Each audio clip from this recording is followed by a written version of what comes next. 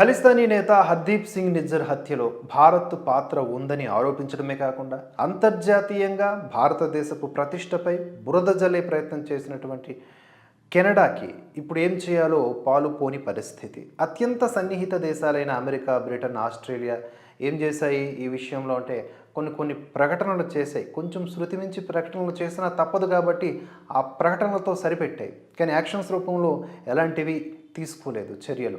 ఇక న్యూజిలాండ్ అయితే తమ దేశపు ఆర్థిక పరిస్థితి ప్రస్తుతానికి అటు ఇటుగా ఉంది కాబట్టి ఆ పనిలో బిజీగా ఉంది.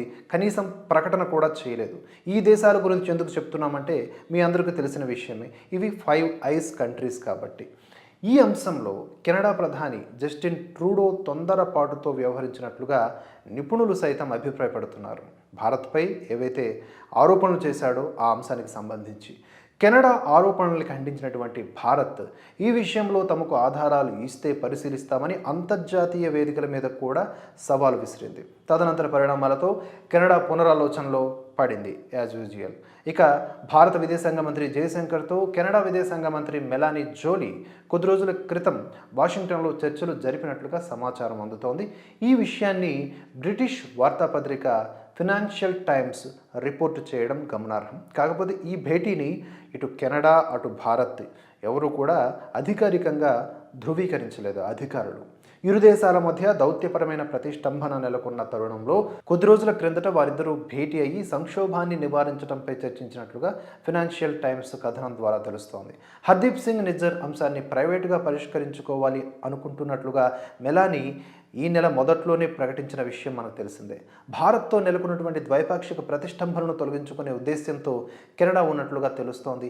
భారత్తో వివాదాన్ని పెద్దది చేసుకోవాలని అనుకోవడం లేదన్నట్లుగా కెనడా ప్రధాని ట్రూడో సైతం ప్రకటించారు. కాగా ఖలిస్తానీ ఉగ్రవాది హర్దీప్ సింగ్ నిజ్జర్ హత్యలో భారత ఏజెన్సీల ప్రమేయం ఉందని, దీనికి సంబంధించిన తమకు ఆధారాలు కూడా ఉన్నాయంటూ లేనిపోని ఆరోపణలు చేస్తూ ఈ కెనడా ప్రధాని జస్టిన్ ట్రూడో ఏకంగా దేశపు పార్లమెంట్లో ప్రకటించారు. అంతేకాదు మరో రాంగ్ స్టెప్ వేశాడు. భారత సీనియర్ దౌత్యాధికారిని కెనడా నుంచి పంపించేశారు.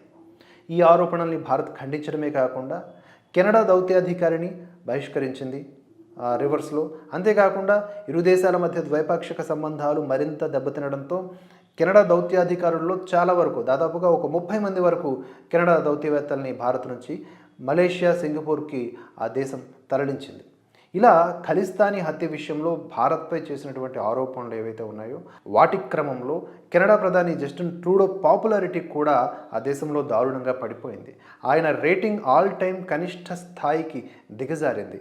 ఇది ఎన్డీటీవీ సర్వేలో కూడా వెల్లడైనటువంటి విషయం. భారత్తో కెనడా సంబంధాలు ముఖ్యమని చెప్పి 62% మంది అభిప్రాయపడగా ట్రూడో ఆరోపణల తర్వాత 2 దేశాల మధ్య సంబంధాలు క్షీణించాయని కూడా 65% మంది అభిప్రాయపడ్డారు.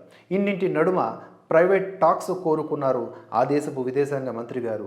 ఆ దిశగా కొన్ని చర్చలు ఇప్పటికే జరిగాయని కూడా మనకి ఫినాన్షియల్ టైమ్స్ కథనం ద్వారా అందుతున్న సమాచారం. చూడాలి భవిష్యత్తులో ఈ వివాదానికి సంబంధించి ఎలాంటి ముగింపు పడే అవకాశం ఉందో. ప్రస్తుతానికైతే భారత్ మాత్రం ధీటుగానే బదులిస్తూ ఉంది. కౌంటర్స్కి కౌంటర్స్ ఇస్తూ ఉంది, యాక్షన్స్కి రియాక్షన్స్ కూడా ఇస్తూ ఉంది. ప్రస్తుతానికి కొత్తగా కెనడా నుంచి ఎవరు కూడా భారత్కు రాలేరు. పాస్పోర్ట్ల జారీ కూడా అనధికారికంగా నిలిపివేసి ఉంది. అలాగే ఇక్కడున్న దౌత్యాధికారుల్ని పంపించడం జరిగింది. మరీ ముఖ్యంగా మన స్టూడెంట్స్ ఎవరైతే ఉన్నారో అక్కడ చదువుకునే స్టూడెంట్స్ వారిని కూడా ప్రొటెక్ట్ చేస్తూ వారికి కూడా దిశానిర్దేశం చేస్తూ ఉంది. చూడాలి.